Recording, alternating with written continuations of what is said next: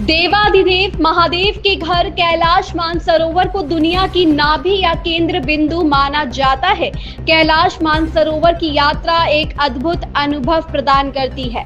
Corona काल से लेकर पिछले 6 वर्ष तक बंद रहने के बाद एक बार फिर से कैलाश यात्रा शुरू हुई तो भारत से गए पहले जत्थे में लखनऊ के भी 4 यात्री शामिल थे, जिनका लखनऊ आगमन पर अवध भारती संस्थान के अध्यक्ष डॉक्टर राम बहादुर मिश्र ने स्वागत किया। राष्ट्रीय प्रस्तावना की ब्यूरो चीफ पीयूष त्रिपाठी ने इन यात्रियों से खास बातचीत की। नमस्कार, आप सबका राष्ट्रीय प्रस्तावना में स्वागत है। मैं हूं पीयूष त्रिपाठी। आज मेरे साथ हैं 4 यात्री जो एक बहुत बड़ी यात्रा से आए हैं। मानसरोवर की यात्रा करके आए हैं, कैलाश मानसरोवर। और सबसे बड़ी बात यह है कि ये कैलाश मानसरोवर की यात्रा कोरोना काल से बंद थी, 6 वर्षों के बाद दोबारा शुरू हुई। तो जो पहला जत्था भारत से गया उसमें आप 4 लोग शामिल थे। और उसके अलावा जो सबसे बड़ी बात हमारे लखनऊ शहर के लिए गौरव की बात यह है कि ये 4 लोग लखनऊ के पहले लोग हैं यात्री जो 6 वर्ष बाद कैलाश मानसरोवर की यात्रा जो शुरू हुई उसमें शामिल हुए। तो हम इन सब का स्वागत करते हैं और इनसे बात करते हैं इनके अनुभवों पर। आलोक जी, सबसे पहले आपका स्वागत करता हूं। बताएं क्या अनुभव रहा आपका? अनुभव हमारा ये रहा कि हम लोग यात्रा स्टार्ट किए, थोड़ा सा कठिनाइयों का। कहां से शुरू हुई ये? सबसे पहले कैसे यात्रा शुरू हुई आपकी? हम लोगों की यात्रा जो है काठमांडू से स्टार्ट हुई। हमें काठमांडू पहुंचना था। काठमांडू से आगे हमें 150 किलोमीटर चाइना बॉर्डर पे जाना था। चाइना बॉर्डर पे हमें वहाँ एक रात स्टे करना था। उसके अगले दिन हम लोगों ने चाइना बॉर्डर क्रॉस किया और चाइना में एक कैरोन जगह पड़ती है, एक स्टे वहाँ पे किया। उसके अगले दिन हम लोग वहाँ से 240 किलोमीटर सफ़र किए, सागा पहुँचे। सागा में हम लोगों को स्टे किया गया। हम लोग लगभग 45 लोग थे।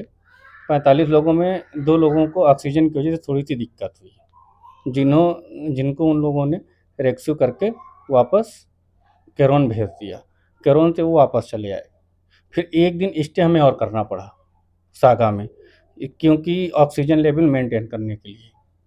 फिर जब हम लोग एक दिन और स्टे किए, फिर अगले दिन हम लोगों ने वहाँ से करीब 490 किलोमीटर मानसरोवर के लिए निकले। तो हम लोग सुबह वहाँ 6 बजे निकल लिए चाइना के टाइम पे, क्योंकि इंडिया और चाइना के टाइम में 2 घंटे का फ़र्क। तो हम लोग वहाँ से निकले तो करीब वहाँ शाम को 7-8 बजे पहुँचे मानसरोवर झील पे। शाम को हम लोग दर्शन किए। फिर वहीं पे एक होटल हम लोगों का स्टे था, वहीं पे रात में स्टे किए। सुबह 4 बजे उठ के ब्रह्म मुहूर्त में अपने इंडियन टाइम पे हम लोग झील के बाहर आए, वहाँ पे दर्शन किए। वहाँ पे कुछ अद्भुत चीज़ें जो हमें देखने को मिली कि जैसे हमारे यहाँ तारा टूटता है तो आसमान से तारा टूटता है, वो झील की तरफ आता है। और सामने ही कैलाश पर्वत है, उस पर भी कुछ हल्का सा दिखता है मणि टाइप का, कि जो दर्शन होते हैं सुबह 4 से 5 के बीच में। फिर उसके बाद हम लोगों ने दर्शन करने के बाद थोड़ा सा आराम किया। आराम करने के बाद करीब सुबह 7 बजे वहाँ पे स्नान किया, पूजा पाठ की। फिर करीब दोपहर के बाद हम लोग वहाँ से निकल पड़े।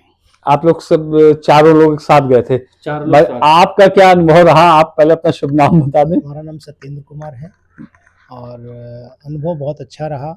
एक बहुत ही देखा जाए तो बहुत ही कठिनाइयों वाला सफ़र था ये यात्रा, लेकिन बहुत अच्छी है। और हम सभी से बताएंगे कि ज़रूर आप सब लोग पहुँचिए, यात्रा करिए। अनुभव में ये रहा कि व्यवस्थाएं हमारे ग्रुप ने बहुत अच्छी कर रखी, जिससे हमने पैकेज लिया था उन्होंने व्यवस्थाएं सारी अच्छी कर रखी थी। और आने जाने और खाने पीने का उन्होंने पूरा प्रबंध कर रखा था। ऑक्सीजन लेवल वहाँ पे बहुत कम था सांगा में, और कैरून में भी कम था। और हम लोग जिस होटल में रुके थे वहाँ पे ऑक्सीजन, जो हम लोग का बेड था उसके ऊपर भी ऑक्सीजन लगी हुई थी। अगर हमको कोई दिक्कत होती तो उन्होंने हमें पाइप दे रखी थी कि आपने उस ऑक्सीजन उसमें लगा लीजिए और अपना रात में आप जैसे भी हो अपने आप को ऑक्सीजन मेंटेन करके रखी है। आप ये बताएं कि जैसे कि आप लोग गए मानसरोवर में, तो क्या मतलब क्या अलग अनुभव है? केदारनाथ और बद्रीनाथ और तमाम अमरनाथ शिव जी के स्थान हैं सब, तो यहाँ का क्या अनुभव है? वहाँ एक आप जाएंगे, वहाँ एटमॉस्फेयर में आप जैसे एंट्री करेंगे आपको एक अलग अनुभूति मिलेगी। आपको पॉजिटिव एनर्जी वहाँ मिलती है। और यात्रा तो कठिन है ही है, 65 किलोमीटर हम लोगों को पैदल चलना पड़ता है और पहाड़ी रास्तों पे चलना पड़ा। रास्ते वहाँ कोई नहीं है, तो कठिन तो रास्ता है ही है पूरी तरह। नहीं, जैसे अभी बात हो रही थी तो ये पता चला आप लोगों से शुरुआती बातचीत में कि वो चढ़ाई, सीधी चढ़ाई और हाँ, क्या किस तरह? वो चढ़ाई एक 12 किलोमीटर की है, वो 90 डिग्री की चढ़ाई है पूरा, और आपको 90 डिग्री में उतरना भी है। वो आप हल्का सा अगर चूक गए तो मतलब नीचे ही जाएंगे खाई में पूरी तरह। रास्ते वहाँ कोई नहीं है, आपको ऐसा नहीं कि रेलिंग है आप पकड़ के चल रहे हैं, आपको स्टिक के सहारे ही वहाँ पे उतरना है और चढ़ना है दोनों। और क्या क्या, जैसे बादल आ जाते होंगे, धुंध छा हाँ, जाती वहाँ होगी? पे जो है बीच में बारिश भी होती है। बारिश, मौसम खराब, अचानक मौसम खराब हो जाता है, बर्फ गिरता है। 200 से 250 किलोमीटर प्रति घंटे की रफ्तार से हवा चलती है, बहुत ठंडी हवा, जिससे मतलब चेहरे पे नाक अचानक बंद हो जाना है, जुकाम हो जाना, ये सब मतलब बुखार हो जाना, ये सब चला करता है उसमें। तो कितने, 3 दिन का आपने बताया कि यम द्वार से यात्रा हाँ, शुरू हुई थी? जी जी। जो कैलाश मानसरोवर की यात्रा होती है, हाँ हाँ मानसरोवर झील में पूजा करने के बाद से हाँ, 3 दिन 3 दिन की तो यात्रा। 3 दिन की जो यात्रा रही, उसमें रात में रुकने का क्या रहता था? रुकने का एक मतलब पहला स्टे 13 किलोमीटर पे था। वहाँ पे एक होम स्टे था ऐसे ही, तो वहाँ पे हम लोग पहले दिन रुके। फिर उसके बाद 28 किलोमीटर पे हम लोग रुके, वहाँ भी ऐसे होटल था। फिर तीसरे दिन हम लोग अपने फिर गंतव्य स्थान पे, जहाँ पे स्टार्टिंग पॉइंट था, वहाँ पे आ गए। तो वो चलने में थकान और ये सारी चीजें? हाँ, थकान तो बहुत हुई है। मतलब थकान ये समझिए पहले दिन तो नहीं पता चलता, दूसरे दिन आपकी आखिरी टाइम तक एनर्जी पूरी तरह मतलब लॉस हो जाएगी। आप आखिरी टाइम में ये समझिए रात में पहुँचते हैं। जो सुबह कितने बजे चलना शुरू सुबह करते थे? 7 बजे से स्टार्ट हो जाती है यात्रा, 6:30-7 से। और खाने पीने का क्या करते हैं? खाने पीने का आपको दिन में कुछ नहीं रहेगा, आपको यही ड्राई फ्रूट्स रहेंगे, एक मतलब फ्रूटी मिल जाती थी, और बिस्किट रहता था लंच पैकेट में, बस इसी के सहारे था, और एक बोतल पानी। सांस वाली दिक्कत जब आती थी उसके लिए ऑक्सीजन सिलेंडर रखते थे हाँ, क्या? पोर्टेबल सिलेंडर 1 लीटर का सबको हर व्यक्ति के साथ रहता है, हर व्यक्ति यात्री को, के साथ हाँ, रहता है। अगर आपको दिक्कत हो रही है तो उसको तुरंत लीजिए। आपका शुभ नाम क्या है? ब्रजेश यादव। ब्रजेश जी, वहां पे जो यात्रा में आप गए मानसरोवर, कैसे ये आया कि मानसरोवर यात्रा पे जाना है, किस तरीके से? अभी आप कुछ बता रहे थे कि जी जी बिल्कुल, ऐसे ही पेपर में जो मैगजीन आती है, अचानक मैं एक बार लगभग 15-20 साल पहले की बात है, पढ़ रहा था, और चूंकि उससे पहले मैंने अमरनाथ यात्रा शुरू कर दी थी। अपने जीवन में अगर मैं लखनऊ से या बाहर निकला था तो अमरनाथ यात्रा के लिए पहले निकला था, और वो भोलेनाथ का आशीर्वाद रहा कि इतना अच्छा लगा कि बार बार तब से आज तक कदम रुके नहीं। तो वही इसी बीच में एक मैगजीन मैंने पढ़ा कि ये कैलाश मानसरोवर की कोई यात्रा होती है, तो किसी यात्री ने अपना पूरा व्याख्यान किया था वहाँ पूरी यात्रा का, तो मुझे बड़ा अच्छा लगा, और मेरी वहीं से जिज्ञासा हुई कि मुझे भी एक बार यात्रा करनी। चूंकि बड़ी कॉस्टली थी और बड़ी दुर्गम थी, इसलिए कभी ऐसा हुआ नहीं, लेकिन ये दिमाग में बार बार घूमता था, और ये घूमते घूमते वही होता है ना, जहाँ चाह वहाँ रहा।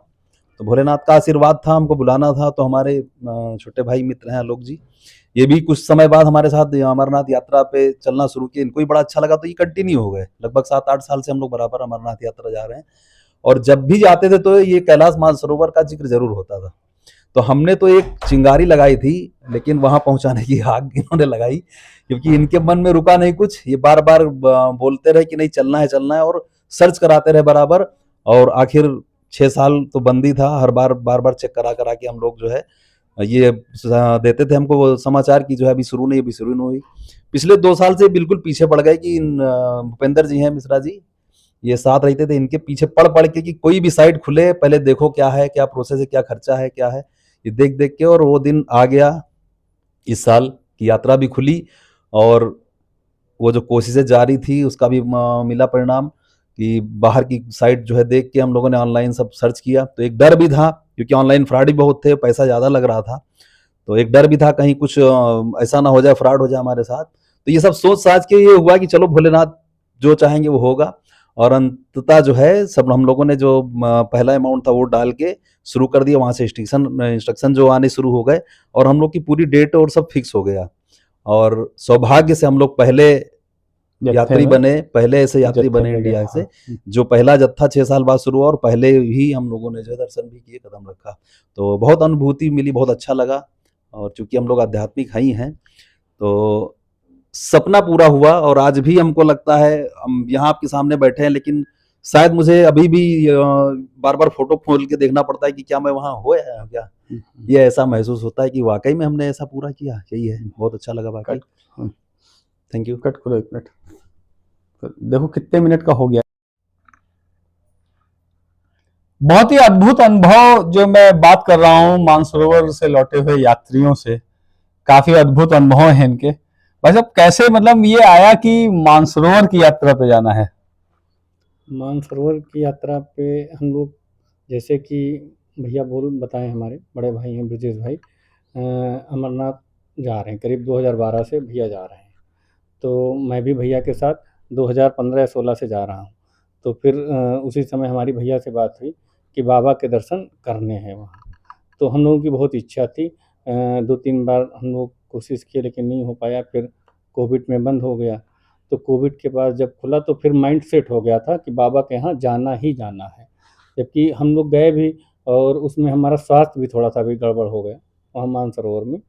तो लेकिन ऐसी कोई कठिनाई हमें नहीं करनी पड़ी क्योंकि बाबा की कृपा रही और हम पैदल यात्रा भी पूरी की।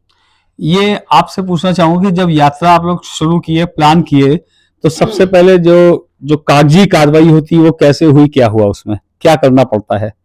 कागजी कार्रवाई क्या, कंपनी का नाम क्लियर किया गया, कंपनी के पैकेजेस देखे गए कि कितने का किस कंपनी का पैकेज है। और हमारा छोटा भाई है भूपेंद्र मिश्रा, तो इन्होंने ही पूरा सब कुछ क्लियर किया। ये आलोक यादव जी हैं, छोटा भाई ये भी है, तो इन दोनों लोगों ने ही पूरा सब कुछ मैनेज किया। हम तो कोर्ट चले जाते थे, कोर्ट से आने के बाद में ये लोग हमें जिस तरीके से गाइड करते थे उस तरीके से हम आगे कार्रवाई करते थे। विपिन जी किस तरीके से आगे बढ़े? पहले तो हम लोग मतलब चेक किए, पैकेज कई कंपनियों का लिया, टूर कंपनियां जो होती टूर हैं, कंपनियां, प्राइवेट कंपनियां, और गवर्नमेंट का भी हम लोगों ने पता किया, लेकिन उसमें लॉटरी सिस्टम था। अच्छा। तो हम लोगों ने सोचा कि जाना तो है ही है, लॉटरी में अगर नहीं निकला तो फिर नहीं जा पाएंगे, इसलिए प्राइवेट का ही सहारा लेते हैं। एजेंसी के थ्रू हम लोग पता किए, तो एक विजिट कैलाश कंपनी का टूर हम लोग उन्होंने लिया। तो वहाँ का करीब 2,25,000 रुपये का पैकेज था हम लोगों का। तो पासपोर्ट देना था, पासपोर्ट हम लोगों ने दिया, मेडिकल सर्टिफिकेट उन्होंने मांगा था, वो सब दिया। बाकी सारी कार्रवाई उन्होंने की, पेमेंट हम लोग करते रहे। तो सारा पेमेंट एक साथ करना पड़ता है? पार्ट वाइज करना पड़ा। पहले 15,000 रुपये हम लोगों ने दिया, उसके बाद 50% परमिट आ जाता है, तो परमिट के लिए 50%, उसके बाद वीजा के लिए 50%, जो रेस्ट अमाउंट बचा होता है वो। आप कह रहे थे कि एक मन में अंदेशा था कि कहीं, क्योंकि आजकल ऑनलाइन वाकई बड़ी बात है कि फ्रॉड बहुत होते हैं ऑनलाइन के, तो वो कैसे फिर दूर हुआ अंदेशा कि हाँ इसके लिए कोई क्या करे? जैसे मैं ही जाऊं तो कैसे पता चले कि भरोसा कैसे हो? अब भरोसा सच पूछे तो ऊपर वाले पे ही था, भोलेनाथ पे था। क्योंकि आजकल फ्रॉड करने वाले भी एक नंबर बिल्कुल ईमानदारी से ही फ्रॉड करते हैं, पता नहीं चलने देते ना कि हम गलत हैं। तो ये अंदेशा था। तो छोटे भाई ने कहा कि जो पेमेंट है, छोटा अमाउंट पहले दिया गया था, बुकिंग अमाउंट, उसके बाद जब बड़ा पेमेंट था तो ये सोचा गया कि ऑफिस चल के देते हैं, है ना, कि बड़ा अमाउंट है, ऑफिस भी देख लिया जाएगा, थोड़ा सा पता चल जाएगा। लेकिन कुछ परिस्थितियां ऐसे ही नहीं जा पाए, तो ऑनलाइन किया गया ये भोलेनाथ का नाम लेके कि चलो जहां इधर उधर इतना नुकसान होता, अगर चाहेंगे भोलेनाथ तो बुलाएंगे, वरना चला जाएगा, कोई दिक्कत नहीं। यही ऊपर वाले का नाम लेके शुरू किया गया। और खैर बुलाना था तो कोई बिना दिक्कत के हम लोग को पूरी सुविधाएं भी मिली और अच्छा टूर पैकेज भी मिला, जिन्होंने पूरा कोऑपरेट किया आने से जाने तक। ये बहुत अच्छा रहा, हमको बहुत अच्छा लगा। किसी को जाना हो तो जैसे मैं ही हूँ या कोई आपसे पूछे तो क्या क्या मुख्य बातें जो ध्यान में रखनी होंगी? पहले तो आपको पासपोर्ट अपना मस्ट है, उसको रखना पड़ेगा, और वोटर आईडी कार्ड आप रखिए, और आप पूरी तरह स्वस्थ रहिए। हाँ, तो बस 3 चीज़ ज़रूरी है। अच्छा। बाकी सारी चीज़ कंपनियाँ कर देंगी आप। अच्छा अच्छा, वीजा बनाने की जिम्मेदारी हाँ, कंपनी की रहती है। परमिट और वीज़ा कंपनी करती है, आपको लेके देती है। जब आप नेपाल से चाइना मतलब बॉर्डर से क्रॉस किए पहुंचे तो कुछ एक अलग अद्भुति हुई होगी, दूसरे देश में आ गए, फिर शिव के क्षेत्र में आ गए। हम लोग पहले जब बॉर्डर क्रॉस किए तो वहाँ जो तिब्बती थे, जो लोग हम लोगों को लेने आए थे, इधर की बस उधर नहीं जाती है, तो उधर तिब्बत टूर की बस थी, तो उन लोगों ने हम लोगों को स्वागत किया। स्वागत करने के बाद उन्होंने बताया कि पहला जत्था आपका जो है ये इंडिया का, आप पहले जत्थे के हैं, और उसके बाद हम लोगों को वहाँ से लेके गए। वहां पे कुछ अलग अनुभूति, कहते कि वो ऐसी जगह है जहाँ पे पृथ्वी और आकाश का मिलन होता है, कुछ एक मैग्नेटिक वहां पे बताते हैं, चुंबकीय शक्ति भी है, तो कुछ इस तरीके के अनुभव आपको, जैसे आप लखनऊ में मैदानी इलाके में रहते हैं, वहां जाके कुछ अलग अनुभूति हुई इस तरीके की? पॉजिटिव एनर्जी तो मिलती ही है, पूरी पॉजिटिव एनर्जी रहती है। आपको नेगेटिव आपके दिमाग में, आप चलते रहेंगे आपके दिमाग में वही सब कैलाश पर्वत का पूरा सब रहता है। आप बता रहे थे ना कि यमद्वार से जब आगे चलते हैं, क्या यमद्वार के बारे में बता रहे थे कि वहाँ पूर्वजों के प्रति वो करके फिर वहां लगता है कि नेगेटिव एनर्जी पीछे छूट गई? हाँ, यमद्वार जो होता है वहाँ पे मतलब कहा गया है कि आपके पूर्वज जो होते हैं उनकी फोटो रखिए तो वो सीधे ही यमलोक चले जाते हैं। अच्छा। और आपको 3 बार उसकी परिक्रमा करनी है यमद्वार की, और सीधे आपको कैलाश की तरफ, पर्वत की तरफ चले जाना है। तो उससे ये कहा गया कि पीछे मुड़ के आपको नहीं देखना है, नेगेटिव एनर्जी आपकी पीछे चली जाएगी, पॉजिटिव एनर्जी आपकी जो है आगे आ जाएगी। चलिए, आप लोगों का अनुभव तो मैं देख रहा हूँ चारों लोगों का बहुत अच्छा है, और ये आगे जो लोग यात्रा पे जाएंगे उनके लिए अनुभव बहुत ही काम का, बहुत ही उपयोगी होगा। और आपको बहुत बहुत बधाई कि आप लोग इतनी दुर्गम यात्रा को और इतनी पवित्र यात्रा को पूरा करके आए, शिव जी के द्वार तक होके आए, उनके घर तक होके आए। राष्ट्रीय प्रस्तावना के सभी दर्शकों को भी मैं बधाई देता हूँ, शुभकामनाएं देता हूँ, और ये कामना भी करता हूँ कि आप लोगों में से भी बहुत लोग जो मानसरोवर की यात्रा करना चाहते होंगे, वहाँ इस वीडियो से आपको एक जानकारी मिलेगी वहाँ जाने के लिए। आप सबका हमें देखने के लिए, राष्ट्रीय प्रस्तावना को देखने के लिए बहुत बहुत धन्यवाद। हमारे चैनल को लाइक, सब्सक्राइब और शेयर भी जरूर करें। नमस्कार।